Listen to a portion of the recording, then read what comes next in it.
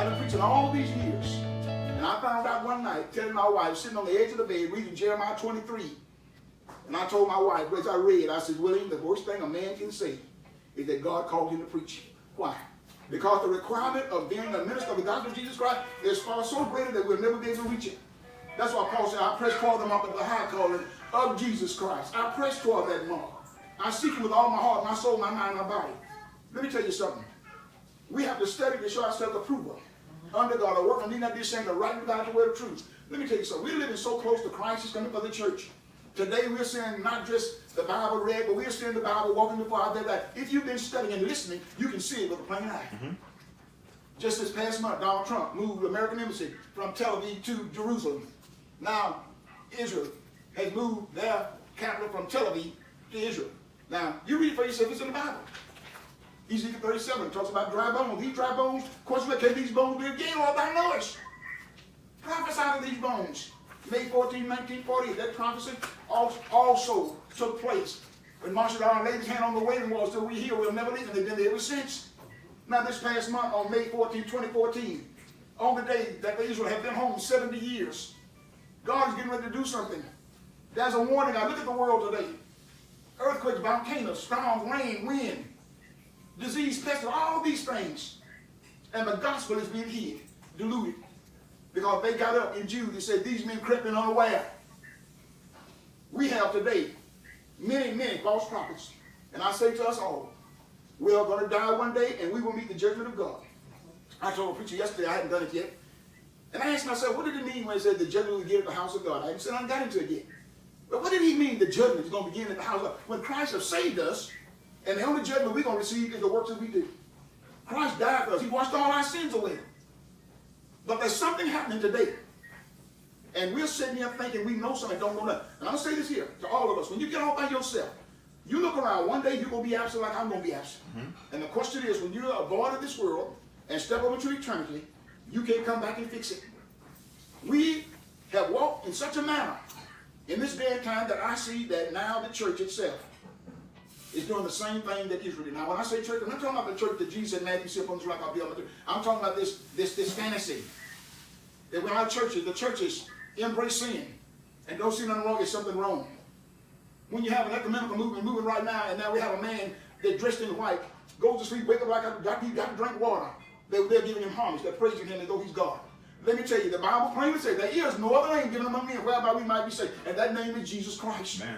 And when you give him glory, walk upright and obey him, God will manifest himself in you. Let me tell you, this old house I live in is just like any man's house. I have been tempted and tried, but there has been a love in my heart since God saved me that I have a longing desire to please him. Paul said, I have a desire to be absent from the body, but present with the Lord. And the question was why? I've been saying that all these years. Because regardless of however I died, guess what? I'm going to step from death unto life. I'm an old man. I'm looking for it any day now. Last Saturday, it could have happened last Saturday. But God blessed me to yet be here another time. It's mind-boggling how I failed in such a manner that I should have broke my pelvis. My bones are fragile. My doctors want to give me a bone density to see whether or not my bones are fragile. But I tell you what, only God can do what he did the other day.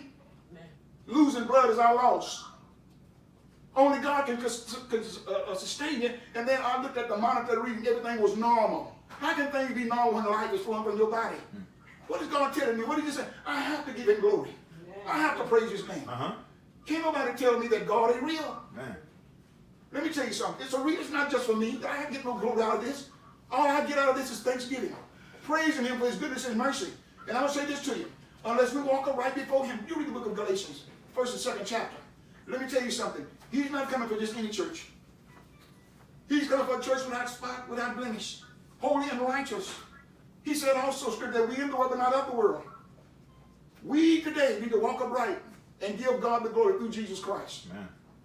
When I said a moment ago, Jesus dying on the cross didn't save us. Because he took my place, your place, our place. He took mankind's place. And man had no hope, none whatsoever. And the only hope we had, that on that third day that Jesus would get up from the grave. He said to them, he said, yes, you're going to destroy this body, but on the third I'm going to live. And they began to wonder, what was he saying? What is this man saying? He's saying that he's going to die and he's going to rise on the third day. Who do you think? And so they decided, let's make the sepulchre sure. This deceiver said he's going to rise up, but the disciple want to steal his body. So let's make that sepulchre sure. I don't care how sure you make it or how many people put stones around it and how you try to stop it. Guess what you can do? You cannot stop it. Because the Bible says when the angel came, the keepers slept, fell out, passed out. The stone was rolled away and Jesus rose.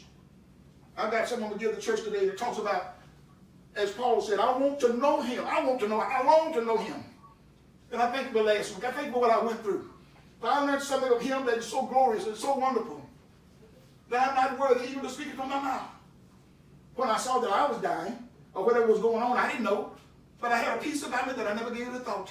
And I never realized that he was with me from the time I fell to the time I was going 45 miles and got on 287. And then when I heard the Missing Man Square and that lady at the very end got to singing that, I realized the time I fell to the time I'm driving on 287 that God was with me. I praise him. I couldn't help but shout. I wanted to get out of the car and just run down the road and thank him because of what he done. He showed me something. He's real. A lot of people don't like the King James Version, the King James Bible. You got the NIV. You ought to run the history of who wrote the NIV. A lesbian, a professor, a college professor. Help bring about the NIV. The NIV has one thing that lets me know it's wrong. Because they took the glory of God out. And when I see his glory missing from that, I know it's wrong. John 3:16 in the King James says, for God so loved the world, he gave his only begotten son to hang on that cross and to rise on that third day for the remission of our sins. There is no other hope. Mm-hmm. And I read the NIV that says, for God so loved the world, he gave his son, his only son. That's a lie. You read 1 John 3. John makes it plain. Behold, what manner of love the Father hath bestowed, that we should be called the sons of God. It does not yet appear. What we shall be, but we do not. When we do it, we're going to be just like him. Jesus said, Matthew 16:16. He said, upon this rock I am going to build my church. I'm going to tell you what he said. He said, and the gates of hell shall not prevail. No matter how you think or say, you can't win. Don't you know that God today, through his son Jesus, decided he wanted to change you? Who is it that he can't do it? He got the answer to none. Man. If God had took me out of here, praise his name, God had given me 79 years, almost 80, is to live and walk on this earth. I work every day. My family always, well, you need to rest. What is rest? I don't know. But I have a longing and a desire. I pray to the Lord, let me preach that word. Give me strength and bless me, Lord, to be a light, that somebody can see Christ in me. But I'm not going to take the glory as though it's me. I don't know nothing but one thing, like Paul said. I know nothing but Jesus Christ and crucified. And I give him all the glory. He is God. Amen. He created heaven and earth. He made it possible that I could be here today. He could have took me last Saturday. Amen. And it's amazing me looking at one thing that mind-boggling me right now. Why is it I have not had no pain from the fall? It wasn't the blood poured through my body. That was life. But here he went so far, even not to even let me bear any pain. I came home this week. They sent me home and said, well, you take off, a week. They told me, well, the other day, so no, just take off a couple of weeks. We're paid. In about with God. I get in glory. You know why? Because early this morning, he shook me another day and woke me up and established my going. I woke up in the right mind. I got a brother right now who's going through Alzheimer's. I was saying to someone just the other day, I was talking about Brother Richard and his wife. And I said, let me tell you, I know God did him. Before the Lord take Jakey home, God can give Jakey a sound mind. Amen. And let him speak and know everywhere. And then take God and glorify. Mm-hmm. We serve a mighty God. When I said to him about the King James, I had a Bible. It was the date 1866. I looked in Ezekiel 37. And I wanted to see whether or not it read the same as my King James I'm reading today. And it read the same. I read that because I was verifying a prophecy. And the prophet I was verifying, when Ezekiel got the word from God, can these bones eat? Yea, Lord, thou knowest. May 14, 1948, President Truman signed Israel into a state. Just last month, a lot of people missed it because nobody likes Trump. God took the Babylonians to whip Israel. God takes anybody to do his will. He uses it. He can use anything. He can use even a jackass to send his word that if you go another further, I'll kill you. We serve a God that's living. His son is alive. And they're well, and there's none can defeat him.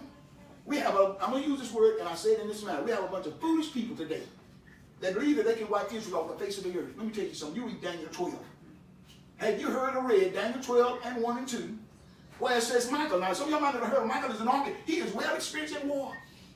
He can cross his leg, fold his arms, and never move and defeat you. It says in Daniel 12, Michael shall stand for thou people. I will tell this preacher, if you send 1,000,000 missiles toward Israel, blow it off. You know what God will do? God will take the east, north, and south wind and blow them in another direction. Amen. You can't defeat God. May 14, 1948, Israel became a nation. If God says it, and I'm looking and I'm saying, we serve a mighty God. Now, that first prophecy of the dry bones coming together, that's what's happening now. But when the church is taken away from him, there's another prophet of that Ezekiel 37. And it says now, he said to Ezekiel, I want you now to prophesy to the four winds that they may blow on these bones and they may live. And I did as God said, and I prophesied, and the bones began to live. You think I'm just talking? Look at Ezekiel 36. God spoke to the mountains. He said, Ezekiel, I want you to speak to the mountains. You tell them that they are nigh. They're coming. They're on their way, the rivers and the valleys. Tell them that they're coming. Those that made fun and made mockery of Israel and want to take them as a possession. God said, but I'm going to show them that out of all their boasting and glory, that it does not belong to Israel. It belongs to me. God said, the land of Israel is mine. The world is gone and all that be in it. They're chosen people. People don't like how they're chosen. Let me tell you what. What Israel is going through, chosen why? I don't want to go through that. All the Holocaust and all those kids that were killed and they were treated as dogs. Let me tell you what. God's got a blessing for America. I do believe this. I believe because President Truman signed Israel into a state, and Trump just the other day took the American Israel, placed it in Tel Aviv, and made the door open that Israel could go home and be at home in Jerusalem. They're there now. Now the next thing to take place, they're going to rebuild the temple. The temple right now is in the process of being rebuilt. And if you don't believe what I'm saying, Matthew 24 says it. Disciples come out of the temple one day and they said, you look at the beauty of it, all this beauty, the heritage. They were talking about the beauty. And Jesus said, that should not be one stone, that should not be thrown down, left one another. That's coming a day. That what you see the beauty here is going to be nothing but ash pile. That there's not going to be one stone left on it. In 70 AD, Titus came through and leveled the city of Jerusalem. It was a desert place, a wilderness. I was a little boy the first time I heard that when Israel went back home and they were not occupying now. It was a desert place. There was no running water, no valley, no apple, no vegetation. It was a desert. But when you read Ezekiel 36, God says, I tell you what, when you pass by and see it, you're going to look and say, it's going to look so much like the Garden of Eden. Look at it now. Now, the vast whole America, the whole world throughout the day, a little small country like this, why don't you go and wipe it off the face of the earth? Why talk about it? Do what you say. They can't do it. I was reading just the other day. You know what God said? God said, you cannot move my word. You cannot alter what I say. God is going to get the glory. Man. He said, my word will not pass. So all be fulfilled. We're serving a God right now that is more than able to save, deliver, and keep. Jesus Christ loved us so much that he hung on Calvary. The question is asked so often, why would God give his son to die for us?